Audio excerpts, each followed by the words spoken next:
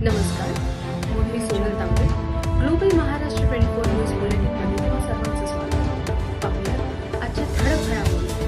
फक्त ग्लोबल महाराष्ट्र 24 वृत्तवाहिनीच्या आपल्या हक्काचे विचार. काँग्रेसचे प्रदेशाध्यक्ष हर्षवर्धन सकपाळ यांनी सीएमवरती टीका केलेली आहे की फडणवीस हे शॅडो मुख्यमंत्री आहेत, खरे मुख्यमंत्री अमित शहा आहेत. काय उत्तर द्याल?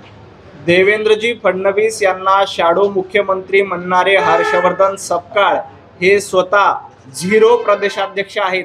त्यांच्या नेतृत्वात एकही निवडणूक जिंकता आलेली नाही. त्यांना मोठा भोपळा मिळालेला आहे. त्यामुळं हर्षवर्धन सकपाळ हे झिरो प्रदेशाध्यक्ष आहेत. ज्या पद्धतीनं राहुल गांधींचं नेतृत्व देशभरामध्ये अपयशी झालंय, त्याच पद्धतीनं हर्षवर्धन सकपाळ यांचं नेतृत्व महाराष्ट्रामध्ये अपयशी झालेलं आहे. त्यामुळं हर्षवर्धन सकपाळ हे स्वतः बिग झिरो प्रदेशाध्यक्ष आहेत. त्यांनी भारतीय जनता पार्टीवर टीका करू नये. हर्षवर्धन सकपाळ यांच्या बोलवलेल्या बैठकीला काँग्रेसचे नेते स्वतः उपस्थित राहत नाहीत. काँग्रेसचे कार्यकर्ते हर्षवर्धन सकपाळ यांना किंमत देत नाहीत. त्यामुळं हर्षवर्धन सकपाळ यांनी स्वतः आपल्या पक्षामध्ये आपली काय किंमत आहे हे बघावं आणि मग भारतीय जनता पार्टीवर टीका करावी. स्वतः झिरो असलेल्यांनी इतरांवर टीका करू नये.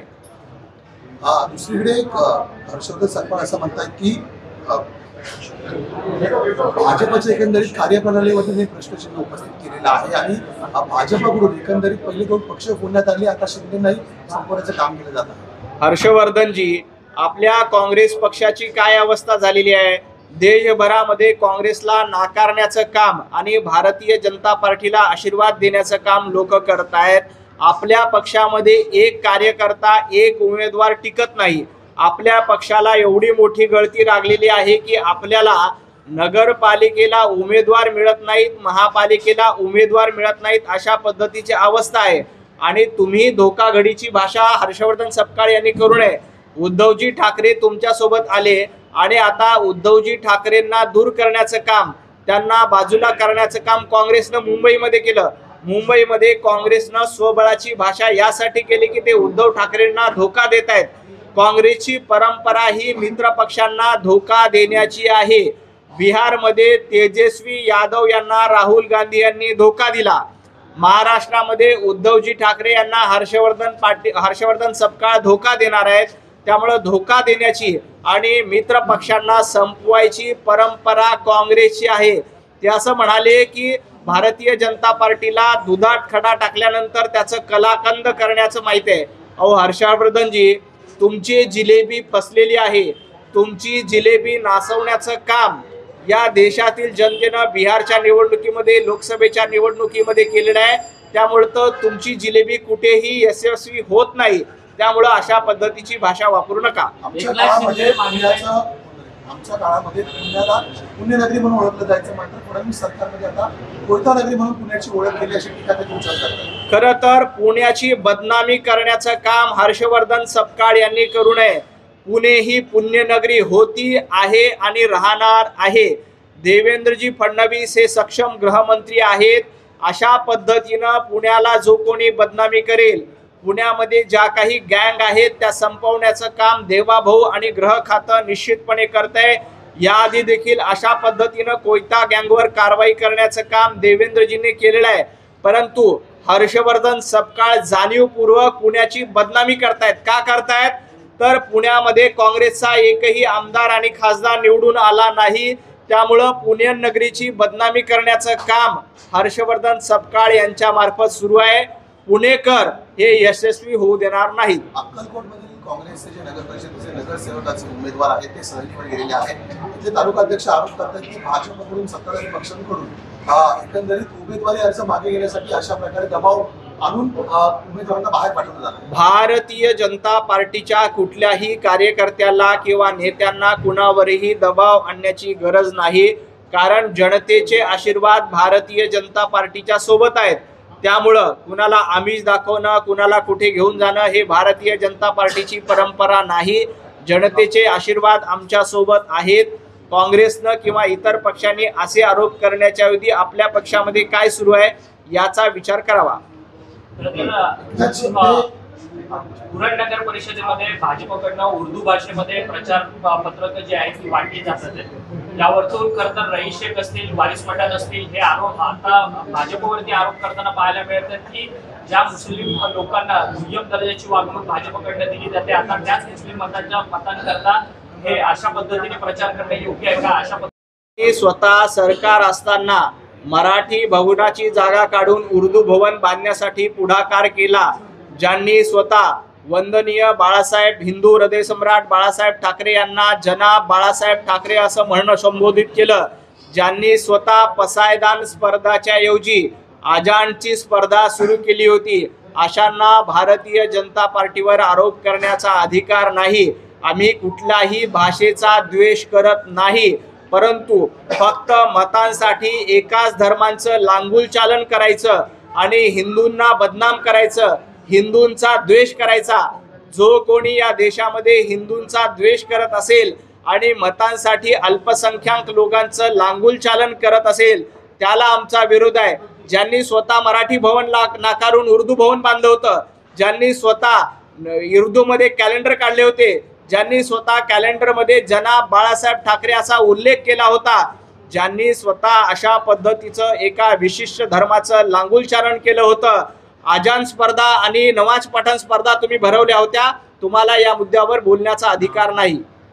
मिंदे मंडळ नाराज झालं आहे असं सामनातून शिंदेमध्ये टीका करण्यात आली आहे. भाजपमुळे एकंदरीत मिंद्यांची कुचंबना सुरू आहे असंही म्हटलं जातं. खरं तर एकनाथजी शिंदे हे लोकांनी निवडून दिलेले उपमुख्यमंत्री आहेत. शिवसेना शिल्लक सेना जी आहे, शिल्लक शिवसेनेपेक्षा एकनाथजी शिंदे यांना जास्त जागा मिळालेल्या आहेत आणि लोकांनी खरी शिवसेना कोण आहे यावर शिक्कामोर्तब केलंय. सामनाने आपल्या शिल्लक शिवसेनेचा विचार करावा. आपली शिल्लक सेनेची अवस्था काय आहे? महाराष्ट्राच्या विधानसभा निवडणुकीमध्ये 90 जागा शिल्लक सेनेने लढल्या, त्यापैकी फक्त 20 जागा शिल्लक सेनेला निवडून आणता आल्या. त्यामुळं शिल्लक सेनेने एकनाथजी शिंदे यांच्यावर टीका करण्याऐवजी आपल्या पक्षाची अवस्था काय आहे? मुंबई महापालिकेमध्ये काँग्रेसनं तुम्हाला नाकारलंय, लाथा मारल्यात. काँग्रेसनं स्पष्टपणे उद्धवजी ठाकरे तुमच्या पक्षाला लाथाळण्याचं काम मुंबईमध्ये केलं आणि सांगून टाकलं की आम्ही स्वबळावर लढणार. त्यामुळं सामनाकारांनी आपल्या पक्षाचा आधी विचार करावा. मुंबई महापालिकेमध्ये तुमची काय अवस्था होते हे बघा. प्रवक्ता सुषमा अंधारे म्हणतात की एकनाथ शिंदे हे अमित शहा यांचे समर्थक असल्यामुळे देवेंद्र फडणवीसांचे पंख कापण्याचं काम चालू आहे आणि जे देवेंद्र फडणवीसचे समर्थक आहेत त्यांचे पंख अमित शहा कापण्याचं काम करतात. सुषमाताई अंधारे यांना एवढंच मला सांगायचं की अमितभाई शाह असतील, देवेंद्रजी फडणवीस असतील, भारतीय जनता पार्टी वाढवण्यासाठी काम करतायत, पक्षाला मोठं करण्यासाठी काम करतायत. देवाभाऊ आणि अमितभाई यांच्यामध्ये कुठेही वाद नाही. सुषमाताई आपल्या पक्षामध्ये काय आहे ते बघा. तुम्ही वंदनीय हिंदू हृदय सम्राट बाळासाहेब ठाकरे यांचा उल्लेख थेरडा म्हणून केला होता, आदित्य ठाकरेचा उल्लेख पोरगा म्हणून, कार्टा म्हणून केला होता. 12 पक्ष फिरून आलेल्या सुषमा अंधारे यांनी भारतीय जनता पार्टीवर बोलू नये. आपल्या पक्षामध्ये काय अवस्था आहे? सुषमा अंधारे, तुम्हाला पक्षामध्ये संधी मिळत नाही म्हणून तुम्ही किती इतर पक्षाचे उंबरवटे झिजवत आहात हे जर का आम्ही सांगायला सुरुवात केली तर अंधारे ताई तुमचं तोंड अंधारामध्ये देखील दिसणार नाही, हे लक्षात ठेवा. म्हणजे सुषमा अंधारे पक्षात स्थान मिळत नाही म्हणून इतर पक्षात जाण्याचा प्रयत्न करतात असं तुम्ही शोध घ्या. सुषमा ताई अनेक पक्षाचे उंबरवटे झिजवतायत की उद्धव ठाकरे गटामध्ये मला किंमत नाही म्हणून सुषमाताई अनेक पक्षाचे उंबरवटे झिजवत आहेत, परंतु त्यांना कुणीही स्थान देत नाही.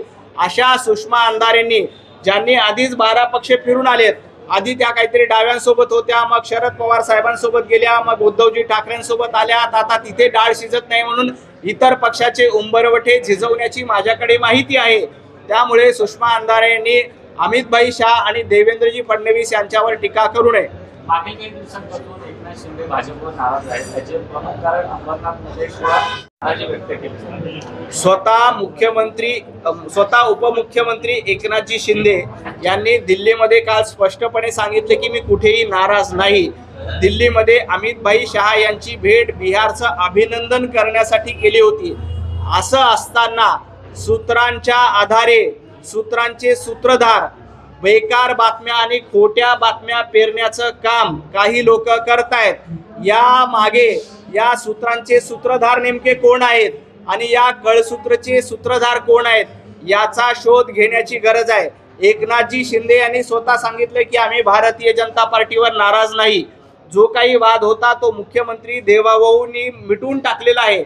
असं असताना काही लोक जाणीवपूर्वक बातम्या पेरण्याचं काम सूत्रांच्या आधारे अशा पद्धतीच्या बातम्या पेरून महायुतीमध्ये भांडण लावण्याचं काम काही लोक करत असतील तर त्याचाही शोध घेतला पाहिजे। कारण हे सूत्रांचे सूत्रधार कोण आहे, कोण कोण कशा पद्धतीनं बातम्या पेरतंय आणि कशा पद्धतीनं महायुतीमध्ये खडा टाकण्याचा प्रयत्न करते याची पूर्ण माहिती आमच्याकडे आहे। अशा पद्धतीनं एकनाथजी शिंदे यांनी काल स्वतः पत्रकार परिषदेमध्ये सांगितलं की आम्ही कुठेही नाराज नाही। भारतीय जनता पार्टीची किंवा प्रदेशाध्यक्ष रवींद्रजी चव्हाण यांची तक्रार करण्यासाठी मी अमित भाईकडे आलो नाही, तर बिहारच्या विजयाबद्दल अभिनंदन करण्यासाठी मी आलोय, असं स्वतः उपमुख्यमंत्री एकनाथजी शिंदे यांनी बाईट देऊन स्पष्टपणे मीडियाला सांगितलं। असं असताना काही लोक सूत्रांच्या आधारे जाणीवपूर्वक ह्या बातम्या पेरतायत आणि या सूत्रांचे सूत्रधार कोण आहे याचा शोध आम्हाला घ्यावा लागेल आणि या सूत्राचे सूत्रधार समोर आल्यानंतर महायुतीमध्ये कोण मिठाचा खडा टाकण्याचा प्रयत्न करतंय या सगळ्यांचा कारभार निश्चितपणे उघड होईल। महायुतीला अशा पद्धतीने बदनाम करण्याची सुपारी कोणीतरी दिली असं वाटतं? निश्चितपणे काही लोकांनी सुपारी घेऊन अशा पद्धतीनं महायुतीची बदनामी करत असाल तर महायुती कधीही बदनाम होणार नाही। देवेंद्रजी फडणवीस, एकनाथजी शिंदे आणि अजितदादा पवार एकत्र आहेत। आम्ही जास्तीत जास्त ठिकाणी महायुती म्हणून लढतोय, परंतु अनेकांच्या हे पोटामध्ये दुखतंय। त्यामुळे सुपारी देऊन अशा पद्धतीची सूत्रांच्या माहितीद्वारे बातम्या देऊन सूत्रांचे सूत्रधार शोधण्याचं काम सुरू आहे आणि हे जेव्हा सूत्रधार समोर येईल तेव्हा त्यांची पळताभुई थोडी होईल, हे लिहून घ्या। तुम्ही ज्या पद्धतीने सांगताय की सूत्रांच्या सूत्रधाराच्या माध्यमातून हे सगळं होते, 2 दिवस असं चित्र निर्माण केलं गेलं की रवींद्र चव्हाणांवरती शिवसेना नाराज आहे, शिंदे नाराज आहे। दुसऱ्या बाजूला काल कोकणामध्ये शिवसेनेचे नेते आणि उद्योग मंत्री उदय सामंत यांनी मात्र रवींद्र चव्हाणांचं तोंड धरून कौतुक केलंय। आपल्या कोकणातला माणूस एका मोठ्या पक्षाचा अध्यक्ष होतो याचं आम्हाला कौतुक आहे आणि रवींद्र चव्हाण मानाने आणि पदाने आमच्यापेक्षा मोठे आहेत असं त्यांनी म्हटलं। खरं तर स्वतः उपमुख्यमंत्री एकनाथजी शिंदे यांनी देखील स्पष्ट केले की आमची भारतीय जनता पार्टी किंवा प्रदेशाध्यक्ष आदरणीय रवींद्र चव्हाणजी यांच्याबरोबर कुठलीही नाराजी नाही। काल स्वतः उदय सामंत यांनी देखील रवींद्र चव्हाण यांचं तोंड भरून जाहीरपणे कौतुक केलं। आम्ही मित्र म्हणून एकमेकांच्या सोबत आहोत, एकमेकांना साथ देण्याचं काम, एकमेकांना सोबत घेऊन पुढे जाण्याचं काम आदरणीय रवींद्र चव्हाणजी हे नेहमीच करत असतात आणि मुख्यमंत्री देवेंद्रजी फडणवीस, एकनाथजी शिंदे, अजितदादा पवार हे एकमेकांना सोबत घेऊन पुढे जाण्याचं काम करतायत। परंतु महायुतीचं हे यश, महायुतीची एकी काही लोकांना दिसत नाही।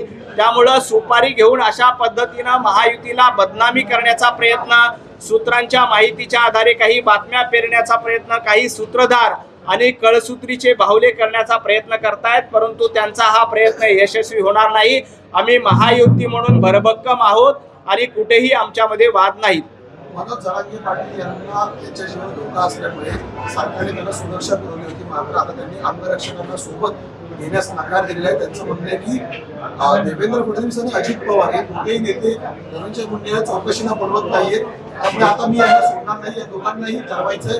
त्यांना लाखो मराठे हवेत की धनंजय मुंडे हवा। माझी माननीय मनोज जरांगे पाटील यांना विनंती आहे की मनोज जरांगे पाटील, आपल्या जीवाला धोका आहे, या पार्श्वभूमीवर राज्य सरकारने आपल्याला सुरक्षा देऊ केलेली आहे, त्या सुरक्षेचा स्वीकार करावा। कारण आपला जीव महत्त्वाचा असतो। आपण आंदोलन करताय, आपण एका समाजाचं नेतृत्व करतायत, अशा परिस्थितीमध्ये आपली सुरक्षा महत्त्वाची असते। त्यामुळं माझी मनोज जरांगे पाटील यांना नम्र विनंती आहे की आपण पोलिसांची सुरक्षा स्वीकारली पाहिजे। जे काही मतभेद असतील ते चर्चेतनं निश्चितपणे दूर केली जातील। मुख्यमंत्री देवेंद्रजी फडणवीस हे कुणालाही पाठीशी घालत नाहीत, कारण ते न्यायाच्या मार्गाने आणि लोकांना अधिकार मिळाले पाहिजे, लोकांसोबत राहण्याचं काम देवाभाऊंनी सातत्यानं केलंय। त्यामुळे जरांगे पाटील यांनी ही सुरक्षा स्वीकारली पाहिजे असे माझी त्यांना विनंती आहे। खूप खूप धन्यवाद।